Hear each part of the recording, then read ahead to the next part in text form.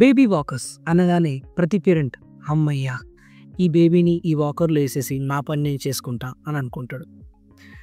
మీకు అర్థమవుతుందా ఇది one of the very very bad thing to gift a baby అని? మీకు అసలు దీనివల్ల ఎన్ని ఇంజరీస్ అవుతున్నాయి, బేబీస్కి ఎన్ని కాంప్లికేషన్స్ వస్తున్నాయని ఏ పేరెంట్కి ఐడియా ఉండదు. చాలా మటుకు బేబీస్ మేము చూస్తాం, మంత్స్ బేబీస్ని ఈ వాకర్స్లో వేసేసి పేరెంట్స్ వాళ్ళ పనులు వాళ్ళు చేసుకుంటారు, like cooking are watching TV or what ever.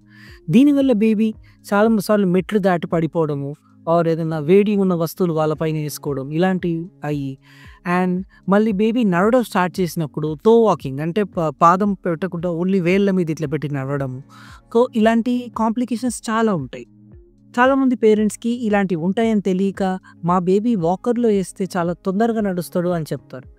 ఎన్నో ఏళ్ల క్రితం ఇలాంటివి ఉన్నాయండి, అసలు వాకర్స్ అనేవే లేవు. అయినా మనందరం నార్మల్గా నడవట్లేదా? బేబీస్ నార్మల్ మైల్ స్టోన్స్ రాలేదా? So please say no to walkers. And even మీరు వాడాలి అనుకుంటే గట్ట యాక్టివిటీ వాకర్ అని ఉంటుంది, అది మాత్రం వాడండి. దానివల్ల బేబీ తన ఓన్ మస్కులేచర్ వాడి కంఫర్టబుల్గా నడుస్తుంది. Please say no to walkers and yes to a healthy future for the baby. Thank you.